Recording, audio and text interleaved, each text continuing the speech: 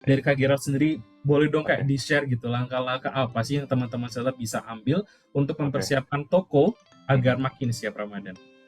Oke, siap. Jadi mungkin kalau buat singkatnya kita ada 4 langkah ya dari kita sekarang buat toko-toko ini biar gimana sih cara prepare toko kita buat di Ramadan ini gitu. Yang pertama ya of course kita mesti pastiin dulu produk kita itu udah berstatus aktif dan bertransaksi gitu. Jadi sebagai yang seller juga udah tahu, kita di Tokopedia punya aturan-aturan mengenai produk kita sendiri dan ya sebaiknya diikutin aja gitu aturannya dan make sure semuanya udah aman aja gitu sih. Karena sayang banget kalau misalnya produknya udah bagus tapi nggak ngikutin aturan kita jadinya nggak bisa naik gitu. Dan kalau yang kedua, mungkin dari seller suka banyak kendala ya, karena mungkin di Ramadan period ini ordernya lumayan banyak, jadi lumayan bingung nih buat stockingnya gimana gitu, buat di tokonya masing-masing. Mungkin saran dari kita sih ya bisa gunain prinsip Pareto untuk prioritas restock produk gitu, dimana kayak kita fokus ke main produk kita apa aja nih, produk-produk kita yang performanya bagus dan saling menjual itu apa aja, dan mungkin lebih banyak fokus di situ aja buat ngestoknya. Nah, ini bisa ada langkah tambahan lain, yaitu kita bisa lakukan riset juga buat produk-produk baru, terutama di apa season Ramadan ini banyak produk baru kayak hampers, nastar, yang mungkin di season-season sebelumnya itu kurang works ya, dan sekarang works. Jadi mungkin bisa dilakukan riset dulu dan rencana promosi buat produk-produk baru ini gitu. Hmm. Nah, kalau buat seller yang nggak mau yang memutuskan buat nggak meluncurkan produk baru, mungkin bisa dibuat nih promosi-promosi menarik kayak diskon atau cashback dan sebagainya gitu sih. Udah sih kak. Oke.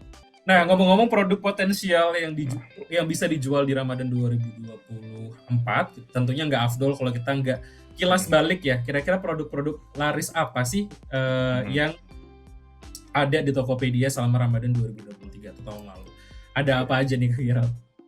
Jadi kalau kita lihat ya emang temanya tahun lalu lebih ke makanan ya, yang lebih Iya. rame ya. Kayak ada beras, mie instan, bawang merah, sayuran sama telur gitu ya. Jadi ya emang pas kalau kita lihat performance-nya di tahun lalu 5 produk-produk ini nih dan beberapa produk makanan lainnya ini yang emang menguasai pasarnya nih di Tokopedia gitu sih. Oke, jadi mayoritas memang Mm-mm. bahan makanan atau makanan dan minuman ya Kak Giral Betul ya. ya. Mm-mm. Karena kebutuhan untuk masak memasak itu Ya. lebih kenceng gitu di Ramadan ini. Ya. Menjadi pertanyaan juga buat teman-teman seller nih Kak Gerald gitu kan, Mm-mm. nggak semuanya jualan makanan dan minuman Betul gitu ya ya. atau Mm. kategori F&B gitu. Ya. Bagaimana nih produk seller-seller lainnya mungkin yang di kategori non Mm. makanan dan minuman bisa tetap relevan Mm. dengan momen Ramadan. Kak Gerald ada tipsnya nggak kira-kira? Tipsnya mungkin kita bakal ikutin dari ombak Ramadan ini ya. Jadi kayak Hmm. ngikutin tren Ramadan ini aja dari awal sampai akhir gitu sih. Jadi dari awalnya adalah ubah komunikasinya dulu nih dari pemasaran kalian strateginya. Jadi dibawa ke tema-tema Ramadan gitu.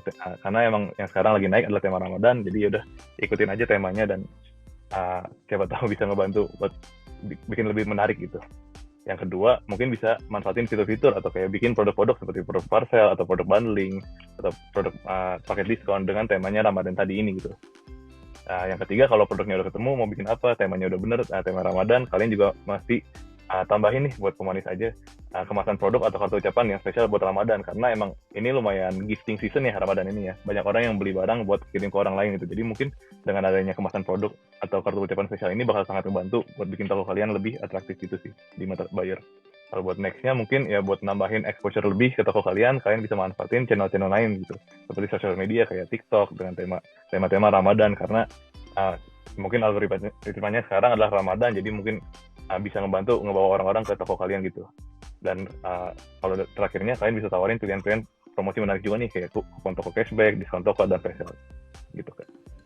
Oke, jadi ada 5 langkah ya tadi Mm-hmm. teman-teman. Nah, Betul. jadi nggak perlu khawatir buat teman-teman yang berjualan di kategori lain gitu ya. Mm-hmm. Mungkin jualannya apa ya, handphone gitu ya, Yeah. bisa tetap relevan dengan Ramadan gitu. Mungkin dari segi kemasan kita bikin yang bertema Ramadan, ada kartu Mm-hmm. ucapan, bisa pakai layanan Betul. tambahan ya atau add-ons Betul. di. Ya. Jadi nggak usah manual-manual lagi gitu, menawarkan layanan tambahan ke calon pembeli.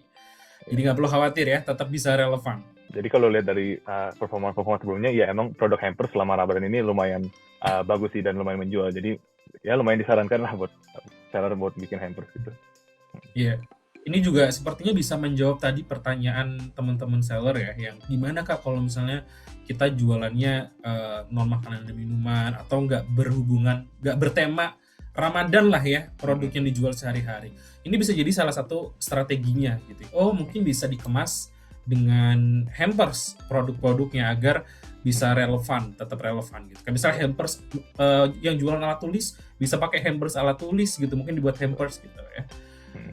Nah, jadi teman-teman seller direkomendasikan banget nih untuk berjualan atau membuat produk hampers ya pada saat Ramadan nanti. Karena berdasarkan data yang liburan akhir tahun kemarin juga 2 minggu aja kontribusinya kurang lebih 5% ya dari Ya, keseluruhan betul. order di Tokopedia ya Kak, Iya, Kak Gerald ya. iya, Jadi sangat potensial gitu untuk potensial betul. membuat produk hampers terutama di masa-masa festif atau liburan seperti ini. Kita para seller adalah kita mesti tahu dulu nih produk-produk kita di toko kita mana sih yang paling works, mana sih yang performance-nya paling menjual dibanding yang lain gitu. Makanya itu seperti yang udah disaranin tadi, kita mesti lihat di wawasan pasar dan kita lihat produk mana dari toko kita yang performance well gitu. Nah, kalau udah ketemu produk mana, kita bisa masukin best selling produk itu ke paket hampers. Nah, di hampersnya isinya apa aja sih? Bisa nih di-combine sama mungkin produk-produk yang melengkapi dari produk pertama tadi gitu. Atau juga mungkin produk-produk yang serupa gitu sih. Kalau buat fitur-fitur yang bisa dipakai sama seller, sekarang ada fitur yang kayak tadi sudah disebut juga, ada fitur layanan tambahan. Kita bisa kasih tambahan kartu ucapan dan kemasan baik. Baik seller mau berbayar ataupun gratis. Dan juga kita bisa pakai rekomendasi harga nih buat tawarin beberapa varian hampers buat seller agar makin kompetitif harganya kalian gitu. Kita juga bisa pakai fitur pengingat stok agar kalian bisa tahu kalau stok kalian tuh udah mau habis dan kalian bisa menyiapin stok kalian dulu gitu. Karena sayang banget kalau misalnya udah ada yang beli tapi stoknya habis gitu sih.